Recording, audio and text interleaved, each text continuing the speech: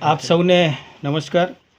કેન્દ્રીય બજેટ 2026-27 સંદર્ભે કચ્છ જિલ્લાની આજની આ પત્રકાર પરિષદમાં પ્રેસ વાર્તામાં ઉપસ્થિત રાજ્ય સરકારના સન્માન્ય મંત્રી શ્રી ત્રિકમભાઈ છાંગા સાહેબ, જિલ્લા ભાજપના સન્માન્ય પ્રમુખ શ્રી અમારા દેવજીભાઈ, અમારા સર્વે મીડિયાના મિત્રો આદરણીય દેવરાજભાઈ, સૌ પ્રથમ તો તમારા માધ્યમથી દેશના યશસ્વી વડાપ્રધાન શ્રી નરેન્દ્ર મોદી સાહેબના નેતૃત્વમાં જે એમની દ્રઢતા અને દૂરદર્શી છે કે 2047માં આપણો દેશ વિકસિત બને, વિકસિત ભારતની જે કલ્પના એમણે સેવી છે અને 2026-27નું જે આ બજેટ દેશના નાણામંત્રી શ્રી આદરણીય શ્રી નિર્મલાજીએ સૌ દેશવાસીઓ સમક્ષ મૂક્યું, જેની વાત કરીએ તો આ બજેટની વિશેષતા, આ બજેટ જે છે કે 3 કર્તવ્યોની જેમ દેશના આર્થિક વિકાસને ઉત્તેજન, નાગરિકોની આશા આકાંક્ષાઓની પૂર્ણતા અને વિકાસના લાભો સમાજના પ્રત્યેક વર્ગ સુધી પહોંચાડવામાં એક સંકલ્પ પર આધારિત આ બજેટ છે। એની વિશેષતાની વાત કરીએ તો બજેટના માધ્યમથી યુવા શક્તિ, દેશની નારી શક્તિ, કિસાન શક્તિ, શ્રમિક અને ઉદ્યમી શક્તિ, આ બધાને ખૂબ મોટું પ્લેટફોર્મ મળવાનું છે, એમને પ્રોત્સાહન મળશે। આવનાર સમયની અંદર જે પ્રમાણે આપણું ગ્રામ્ય જીવન છે અને એ ગ્રામ્ય જીવનના સ્ટ્રક્ચરને, માળખાને મજબૂત કરવા માટે આ બજેટની અંદર અનેક જોગવાઈ કરવામાં આવી છે, અનેક દરખાસ્તો મૂકવામાં આવી છે। વિશેષ રૂપે મહિલા સશક્તિકરણ, યુવા શક્તિને પ્રોત્સાહન, આરોગ્ય અને medical infrastructure, general infrastructure, logistic અને કનેક્ટિવિટી, સાંસ્કૃતિક પર્યટન અને વારસાની જાળવણી, એની સાથે સાથે ઉદ્યમો અને ટેકનોલોજીમાં આત્મનિર્ભરતા તરફ અગ્રેસરતા, કૃષિ અને ગ્રામ્ય વિકાસ ક્ષેત્રે, પશુપાલન, ડેરી, મત્સ્ય ઉદ્યોગ ક્ષેત્રે, સંરક્ષણ, સ્પોર્ટ્સ, MSME અને સ્ટાર્ટઅપ ઇકોસિસ્ટમ, AIને સકારાત્મક ઉપયોગ, આવા અનેક કેન્દ્ર જે મેઇન પોઈન્ટ જે છે, કેન્દ્ર બિંદુઓ છે, આ બજેટની અંદર જે છે કે મેં કીધું એ રીતે જોગવાઈ કરવામાં આવી છે। નારી શક્તિ માટે પણ દરેક જિલ્લાની અંદર હોસ્ટેલ બનાવવામાં આવશે, એમના સ્વસહાય જૂથને નાણાકીય સહાય આપવામાં આવશે। એ સાથે સાથે ઓરેન્જ ઇકોનોમીમાં પણ જે છે કે ભારતના AVGE વિઝ્યુઅલ ઇન્ફ્રાસ્ટ્રક્ચર, ગેમિંગ અને કોમ્બિંગ ક્ષેત્રે પણ એને પ્રોત્સાહન આપવામાં આવશે। અલગ અલગ ક્ષેત્રે 15,000 માધ્યમિક શાળાઓમાં અને 500 કોલેજોમાં કનેક્ટ ક્રિએટ લેબ સ્થાપવાની જાહેરાત કરાઈ છે, જેનાથી યુવાનોને ડિજિટલ અને ક્રિએટિવ ક્ષેત્રમાં તાલીમ અને રોજગાર માટે વિશાળ તકો ઊભી થશે। સાથે સાથે જે છે કે આરોગ્ય અને સંભાળ માટે કેન્સર સંબંધી 17 દવાઓ ઉપર ઇમ્પોર્ટ ડ્યુટી દૂર કરવાનો નિર્ણય કરાયો છે। કેન્સર સહિત 7થી વધુ ગંભીર બીમારીઓ માટે દવાઓ સસ્તી થશે। દેશમાં 5 રિજનલ મેડિકલ હબના નિર્માણ થકી દેશને આંતરરાષ્ટ્રીય સ્તરે મેડિકલ ટુરિઝમ સ્પોર્ટ્સ તરીકે વિકસાવવામાં આવશે। 3 આયુષ એમ્સ બનાવવામાં આવશે। લોજિસ્ટિક પરિવહન કચ્છને સીધો એનો ફાયદો થશે। મોદીજી આદરણીય શ્રી દેશના વડાપ્રધાન બન્યા બાદમાં દેશમાં લોજિસ્ટિક અને પરિવહન ક્ષેત્રે ખૂબ મોટું પરિવર્તન આવ્યું છે, જેનાથી દેશના વિકાસને પણ એક વેગ મળશે। આ બજેટમાં 7 high speed rail corridor, 22 earth mineral corridor, 20 નવા રાષ્ટ્રીય જળમાર્ગ, માઉન્ટેન ટ્રેન, મેક ઇન ઇન્ડિયાના માધ્યમથી દેશની અંદર મેન્યુફેક્ચરિંગ ક્ષમતા વધે, ઘરેલું ઉદ્યોગોનો વિકાસ થાય અને દેશના નિકાસ વધે, તે માટે પ્રધાનમંત્રી શ્રી નરેન્દ્ર મોદી સાહેબ સતત પ્રયત્નશીલ રહ્યા છે। Indian semiconductor mission, biopharma Shakti mission, electronic component manufacturing scheme, 5 નવા ટેક્સટાઇલ પાર્કનું પણ નિર્માણ થશે।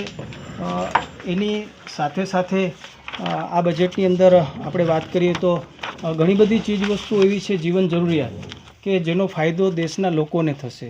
જે ચીજવસ્તુઓ સસ્તી થઈ છે, કેન્સરની દવા છે, EV બેટરી છે, જૂતા, પગરખાં, માઇક્રોવેવ ઓવન, ડાયાબિટીસની દવા છે, બાયોમિક્સ CNG છે, કપડાં છે, વિદેશ યાત્રા છે, વિમાનોનું ઈંધણ છે, અને જે મોંઘું થયું છે દારૂ, ખનીજ, ભંગાર, સિગરેટ, તંબાકુ, પાન મસાલા, વિદેશી પરફ્યુમ, લક્ઝરી ઘડિયાળ, આયાત કરેલી વસ્તુઓ, આ બધી મોંઘું થયું છે. એટલે જીવન જરૂરિયાત જે આપણી ચીજ વસ્તુ છે એ પણ મોંઘી છે. જીવન જરૂરિયાત જે ચીજ વસ્તુઓ એ પણ સસ્તી આપણે થઈ છે, અને એનો ફાયદો પણ દેશના લોકોને થશે. કચ્છને લાગે વળગે છે ત્યાં સુધી જે પ્રમાણે આપણું ધોળાવીરા છે, હડપન, જે એનો પણ અહીંયા વિકાસ કરવામાં આવશે. જે પ્રમાણે એક પોલિસી બનાવવામાં આવી છે, અનેક ગાઈડોને તૈયાર કરવામાં આવશે, જેની રોજગારી કચ્છને મળશે, કચ્છના યુવાનોને મળશે. ટુરિઝમ ક્ષેત્રે, પર્યટક ક્ષેત્રે કચ્છમાં 5 થી 7 લાખ લોકો દર વર્ષે આવે છે. અને આજે અહીંયા સ્મૃતિવનનું નિર્માણ થયું હોય, ધોરડોના માધ્યમથી વ્હાઇટ રણ, આજે ટેન્ટ સિટી, આજે અનેક લોકોને રોજગારી આપે છે. માંડવી બીચ ફેસ્ટિવલના માધ્યમથી પણ તે લોકોને આકર્ષણ કરે છે. એગ્રીકલ્ચરની દ્રષ્ટિએ પણ જે મેં વાત કરી એ રીતે કચ્છને એનો સીધો બેનિફિટ થવાનો છે.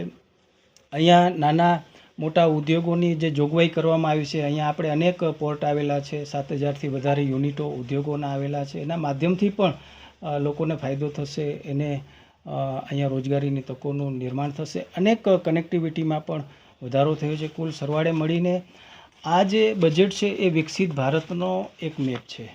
અને દેશના વડાપ્રધાન શ્રી નરેન્દ્ર મોદી સાહેબની જે હંમેશા એક કલ્પના રહી છે કે સામાન્ય માણસ જે છે, ગામડાનો યુવાન ભાઈ બહેન છે, કે પોતાનો જે છે ધંધો રોજગાર જે છે એ સ્ટાર્ટ કરે. મેક ઇન ઇન્ડિયા જે સ્ટાર્ટઅપના માધ્યમથી છે, મેન્યુફેક્ચરિંગ અહીંયા વધે, એની ઘણી બધી જોગવાઈ, એની પોલિસી આ બજેટની અંદર આપણને જોવા મળી છે.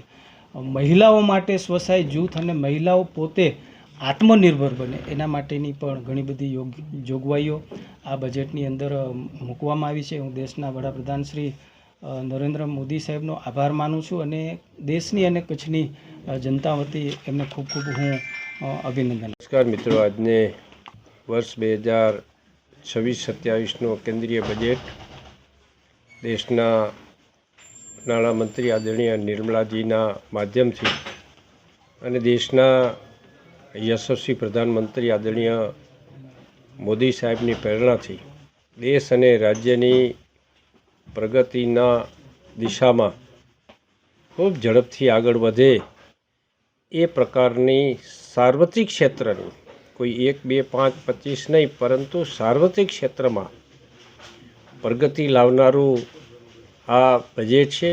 સાર્વત્રિક તમામ વર્ગ સમૂહના લોકોએ આ બજેટની પ્રશંસા કરી છે, એટલા માટે કે તમામ વર્ગ સમૂહ માટે, લોકો માટે, તમામ વર્ગ માટે આ બજેટ છે એ ઉપકારક છે, પ્રગતિકારક બની રહેશે. દેશની આર્થિક પ્રગતિમાં પણ વધુ ગતિ લાવનારું બજેટ બની રહેશે.